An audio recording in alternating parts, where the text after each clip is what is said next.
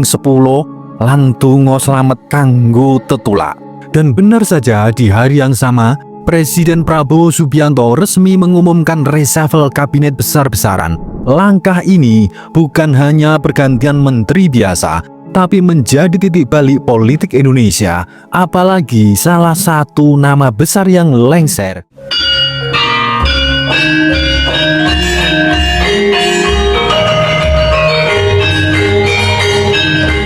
Assalamualaikum warahmatullahi wabarakatuh. Salam waras-waras wae. Tepat malam ini, Senin Pon 8 September 2025, langit Nusantara diselimuti pemandangan yang jarang terjadi.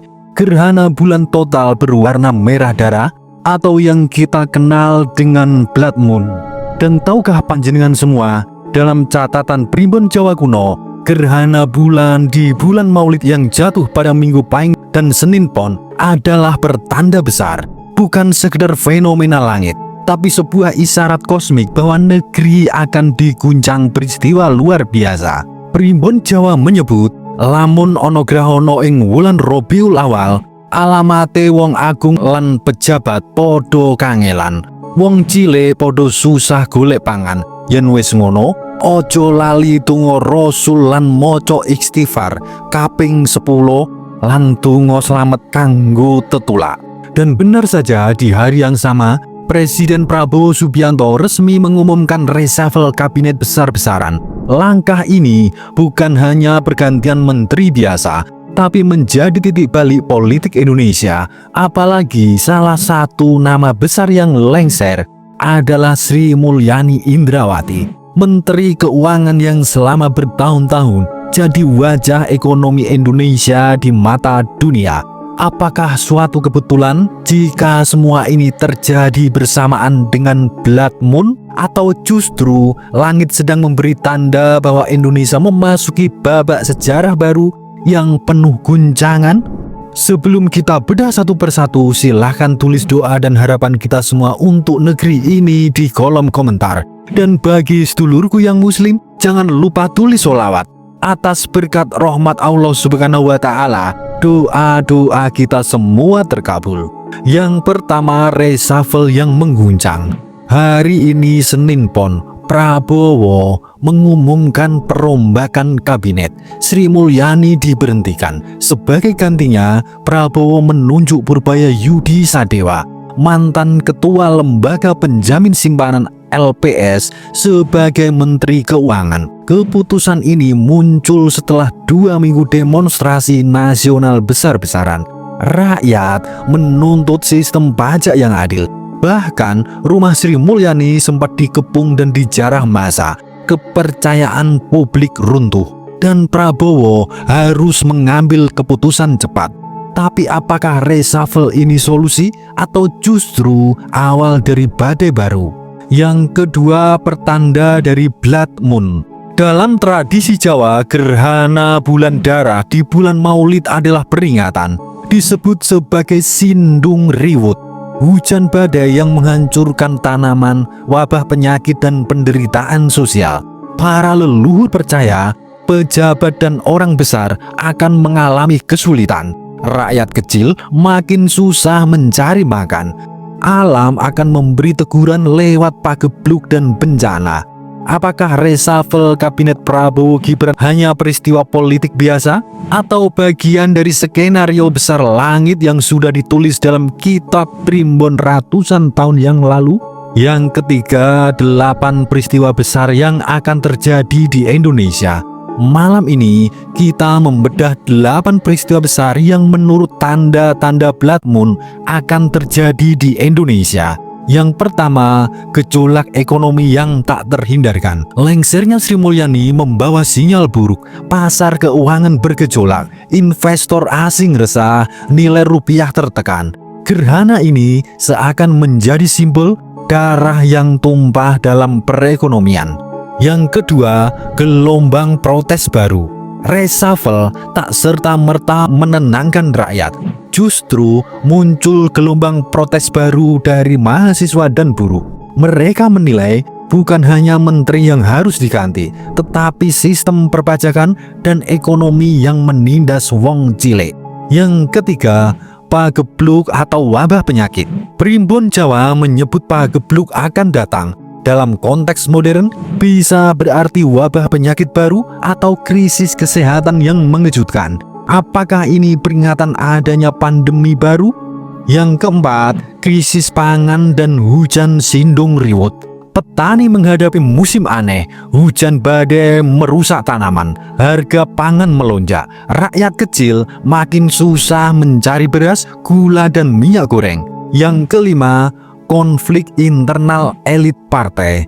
Gerhana darah disebut pertanda darah tumpah. Bisa berarti konflik internal di tubuh kekuasaan. Ada yang bilang reshuffle ini hanyalah awal dari perang dingin antar elit politik. Yang keenam, guncangan spiritual. Banyak ulama dan spiritualis mengingatkan rakyat untuk banyak istighfar, doa selamat, dan tirakat. Gerhana ini jadi momentum peringatan agar Indonesia tidak terjerumus pada perpecahan. Yang ketujuh, ancaman dari luar negeri. Ketika ekonomi goyah, Indonesia jadi incaran kekuatan asing. Isu tentang rare earth Kalimantan, tambang nikel, dan proyek IKN bisa jadi sasaran intervensi global. Yang kedelapan, lahirnya gerakan rakyat baru. Seperti tahun 1998, darah rakyat kecil yang tumpah bisa jadi suwuk rezim.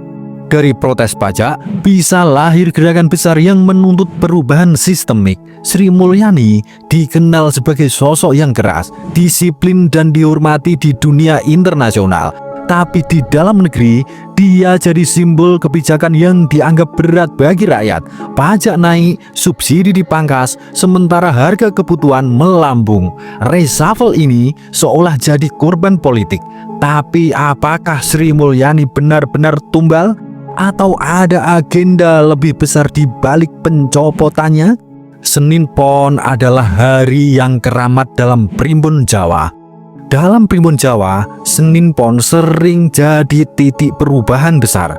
Banyak para raja Jawa melakukan keputusan penting pada hari Senin Pon karena diyakini hari itu adalah gerbang cakra Manggilingan.